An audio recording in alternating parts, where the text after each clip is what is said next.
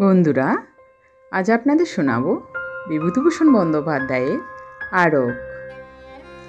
লাহোর মিউজিয়ামে যখন চাকরি করতাম, সে সময় লাহোরের বিখ্যাত দেশবন্ধু কাগজের সম্পাদক বিনায়ক দত্ত সিং মহাশয়ের সঙ্গে আমার যথেষ্ট আলাপ হয়। মিস্টার সিং প্রাচীন সম্ভ্রান্ত বংশের সন্তান। তাদের আদি বাসভূমি পাঞ্জাবে নয়, রাজপুতানার কোটা রাজ্যে। 3 পুরুষ পূর্বে তাঁর পিতামহ রাজকার্য উপলক্ষে সে পাঞ্জাবে বাস করেন। সেই থেকেই তারা দেশ ছাড়া।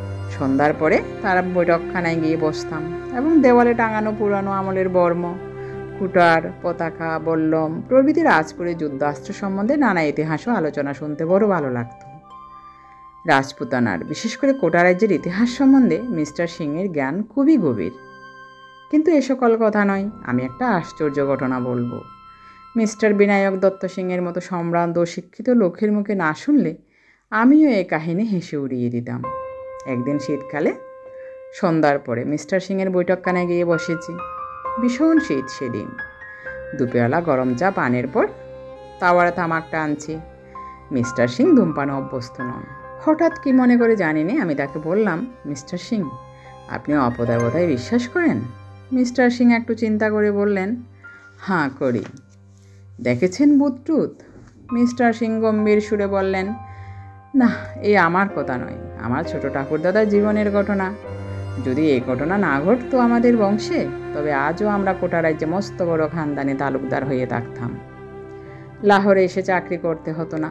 সে বড় আশ্চর্য ঘটনা। আমি বললাম, কীরকম? শুনুন তবে। আমার ছোট ঠাকুরদা আমার পিতামহের আপন ভাই নন, বইমাত্র ভাই। তিনি মস্ত বড় শৌখিন মানুষ ছিলেন, আর ছিলেন খুব সুপুরুষ।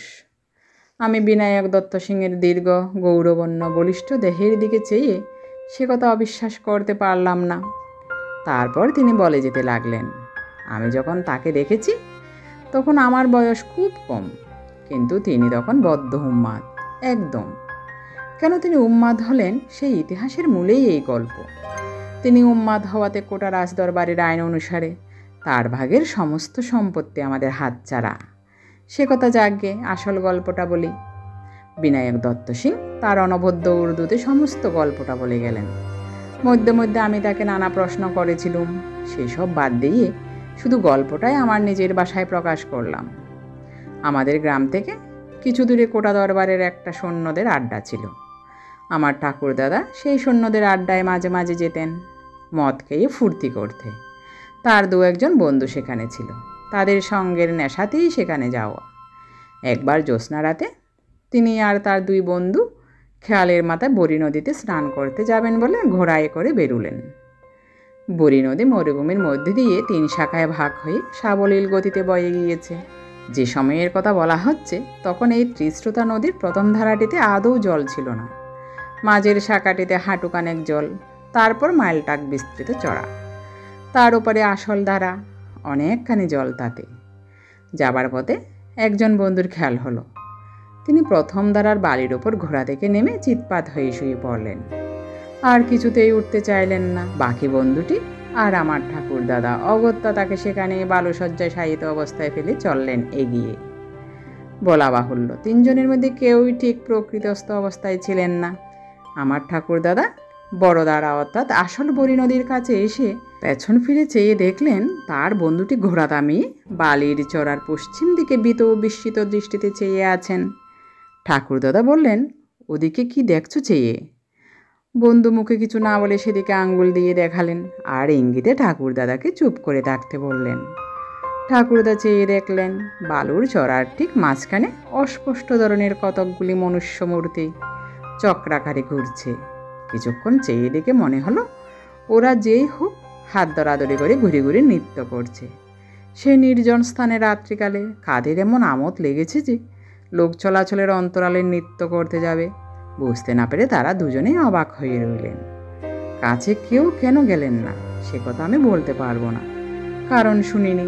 হয়তো এদের মত্ত অবস্থায় সব দৃশ্যটার জন্য দায়ী, এই ভেবে তারাও কাউকে কথাটা বলেও নি সেই সময়। এরপরে আরও বছর 3 কেটে গেল।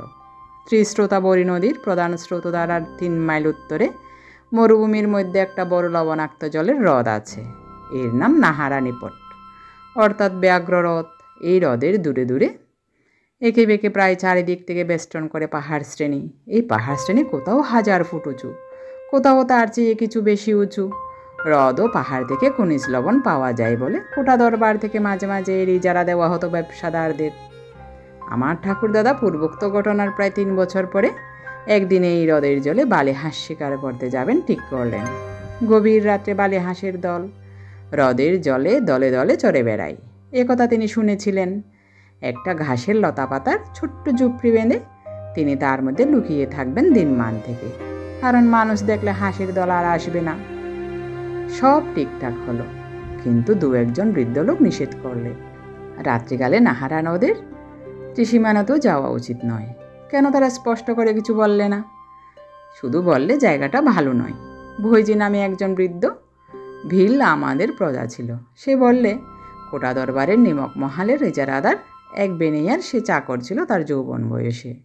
উক্ত বেনিয়ার লবণের গুদাম আর আড়ত ছিল নাহারা হ্রদের পাড় থেকে মাইল খানেক দূরে পাহাড়ের কোলে। সেই সময় সে দেখেছে হ্রদের ওপর আকাশ হঠাৎ গভীর রাতে যেন দিনের আলোকে আলোকিত হয়ে উঠল। কেমন যেন অদ্ভুত শব্দ হচ্ছে হ্রদের জলে। মোটের উপর রাত্রে হ্রদের ধারে কেউ যায় না। অনেক দিন থেকে স্থানীয় লোকেদের মধ্যে ভয় রয়েছে।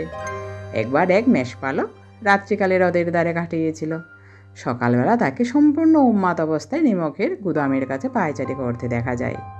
আমার ঠাকুরদাদা এসব গাল গল্প শুনবার লোক ছিলেন না। তিনি বুঝতেন ফুর্তি, শিকার, হল্লা, হইচই।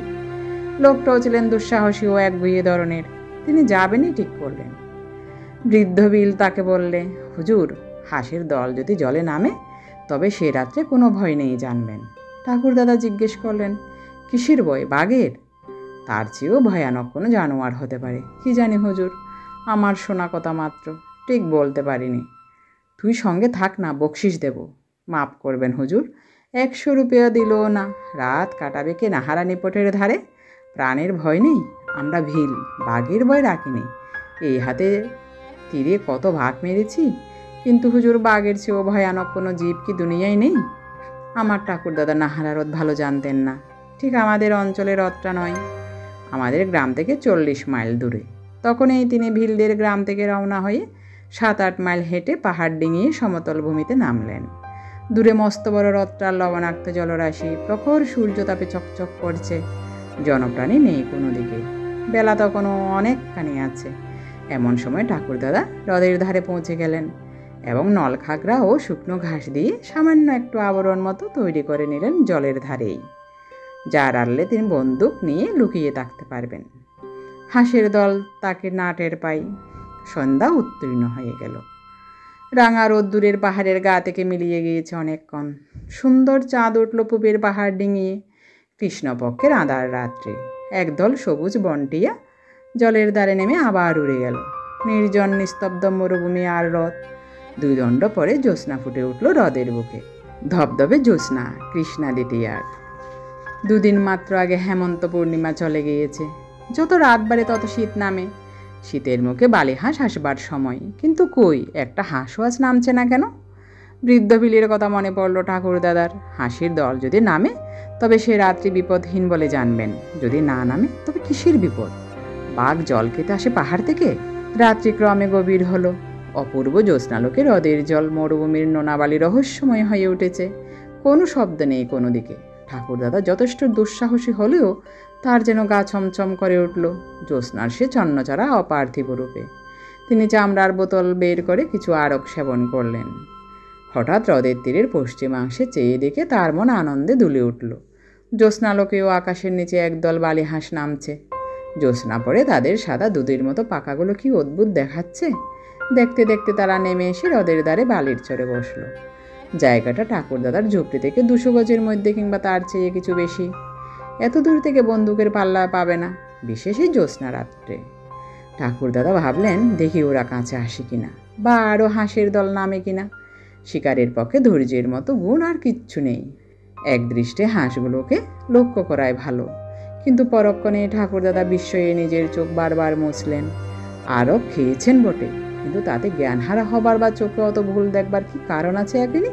অতপর যা ঘটল তা বিশ্বাস করা না করা আপনার ইচ্ছা মিস্টার ব্যানার্জি, কিন্তু এই গল্প আমি বাবার মুখে অনেকবার শুনেছি। আমাদের বংশের ঘটনা, কাজে আমি আপনাকে মিথ্যে বলছি বানিয়ে অন্তত এটুকু ভাববেন না।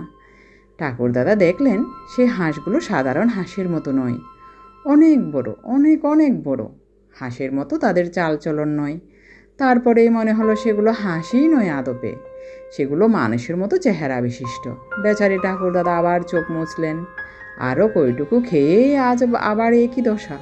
পরক্ষণে সেই জীবগুলি জলে নামলো এবং হাঁসের মতো সাঁতার দিয়ে তিনি যেখানে লুকিয়ে আছেন তার কাছাকাছি জলে এসে গেল। কৃষ্ণা দ্বিতীয়ার পরিপূর্ণ জ্যোৎস্নাতে বিস্মিত, ভীতচকিত দুঃসাহসী আরক সেবনকারী ঠাকুরদাদা দেখলেন তারা সত্যি হাঁস নয়, একদল অত্যন্ত সুন্দরী মেয়ে। শুভ্র তাদের বেশ, জ্যোৎস্না পরে চিকচিক করছে। তাদের হাসি, মুখশ্রী সবই অতি অদ্ভুত ধরনের সুন্দর। কতক্ষণ ধরে তারা নিজেদের মধ্যে খেলা করলে জলে, রাজহংসের মতো সুটাম ধরনে নিঃশব্দে সুন্দর ভঙ্গিতে হ্রদের বুকে সাঁতার দিতে লাগলো। তারপর কতক্ষণ পরে তার ঠাকুরদাদার আন্দাজ ছিল না, কারণ তখন ঠাকুরদাদা সময়ের জ্ঞান হারিয়ে ফেলেছেন। ওরা সবাই জল থেকে উঠল এবং অল্প পরেই জ্যোৎস্না ভরা আকাশ দিয়ে ভেসে হাঁসের মতো ওই শুভ্র পাখানের অদৃশ্য হয়ে গেল। হ্রদের তীরের বাতাস তখনও তাদের অপূর্ব দেহগন্ধে ভরপুর। আমার ঠাকুরদাদা নিজের গায়ে চিমটি কেটে দেখলেন তিনি জেগে আছেন কিনা। তখন তার আরকের নেশা ছুটে গিয়েছে। একটু পরে রাত ফর্সা হয়ে জ্যোৎস্না মিলিয়ে গেল। তিনি উদ্ভ্রান্ত মস্তিষ্কে হ্রদের পাড় থেকে হেঁটে চলে এলেন পাহাড়ের কোলে। সেখান থেকে পৌঁছলেন ভিলদের গ্রামে। বৃদ্ধ ভিল বৈজি তাকে বললে, হুজুর, হাঁস নেমেছিল কাল? ঠাকুরদাদা মিথ্যা কথা বলেন। হাঁস নেমেছিল, কিন্তু একটাও মারতে পারেননি। কেন মিথ্যা বললেন শুনুন। কি এক দুর্বার মোহ তাকে টানতে লাগলো দুপুরের পর থেকে। আবার তাকে যেতে হবে নাহারা হ্রদের তীরে রাত্রিকালে। ভৈজিকে সত্য কথা বললে পাছে সে বাধা দেয়, কিন্তু সে রাত্রে বুনো বালি হাঁসের দল নামলো হ্রদের জলে, আসল হাঁসের দল। পরপর কয়েক রাত্রি শুধু বন্য হাঁসের দল নামে খেলা করে। আমার ঠাকুরদাদা ঝুপড়ির মধ্যে শুয়ে থাকেন, বন্দুকের গুলি করতে তার মন সরে না। তারপর আরেকদিন শেষ রাত্রে জ্যোৎস্নায় বন্য হংসের বদলে নামলো সেই অদ্ভুত জীবের দল। এদিন তারা আরও কাছে এলো। বন্য রাজহংসের মতো সাঁতার দিয়ে বেড়ালো জলজ ঘাসের বনের পাশে পাশে। তাদের অপূর্ব সুন্দর মুখশ্রী জ্যোৎস্নালোকে ঠাকুরদাদার মুগ্ধ দৃষ্টির সম্মুখে কতবার পড়ল। রাত ভোর হবার বেশি দেরি নেই, তখনও কিন্তু জ্যোৎস্না আছে। আমার ঠাকুরদাদা কী ভেবে আরকের নেশায় কিংবা ভালো অবস্থায় জানি নে, ঝুপড়ি থেকে উঠে ছুটে জলের ধারে চললেন। বোধহয় ওদের কাউকে ধরতে গেলেন। অমনি ত্রস্ত বন্য হংসের মতো সেই অলৌকিক জীবের দল তাড়াতাড়ি সাঁতরে কে কোথায় দূরে চলে গেল এবং পরক্ষণে শেষ রাত্রের বিলীয়মান চন্দ্রালোকে তাদের লঘু দেহ ভাসিয়ে আকাশপথে অদৃশ্য হলো। পরদিন দুপুরবেলায় আমার ঠাকুরদাদাকে উন্মাদ অবস্থায় হ্রদের ধারের বালির চড়ায় লক্ষ্যহীনভাবে ঘুরে বেড়াতে দেখে জনৈক জেলে তাকে ভিলদের গ্রামে পৌঁছে দেয়। বৃদ্ধ বৈজি ঘাড় নেড়ে বললে, আমি বলেছিলাম হাঁসের দল যেদিন না নামে সেদিন বড় ভয়। ঠাকুরদাদা মাঝে মাঝে ভালো হতেন, আবার উন্মাদ হয়ে যেতেন। ভালো অবস্থায় বাড়িতে এই গল্প করেছিলেন, একবার নয় অনেকবার। মৃত্যুর প্রায় 10 বছর আগে থেকে তার মোটেই ভালো অবস্থা আসেনি। বদ্ধ উন্মাদ অবস্থায় তার মৃত্যু ঘটে। বিনায়ক দত্ত সিং গল্প শেষ করলেন। আমি বললাম, খুব অদ্ভুত ঘটনা। তবে মিস্টার সিং বললেন, তবে বিংশ শতাব্দীতে বিশ্বাস করা শক্ত। সে আমিও জানি, আমাদের দেশেও সবাই বিশ্বাস করে না। এই আজ 50 বছর আগেকার ঘটনা বলছি। কেউ বলে ঠাকুরদাদার অতিরিক্ত আরক সেবনের ফলে ওইসব চোখের ভুল দেখা, বন্যহংসকে ভেবেছেন আকাশপরী। আবার কেউ বলে না, আকাশপরী দেখলেই লোকে পাগল হয়। সে বৃদ্ধ বিল বৈজি সেই কথাই বলতো। কি করে বলবো কোনটা সত্যি কোনটা মিথ্যে? তখন আমার জন্মই হয়নি।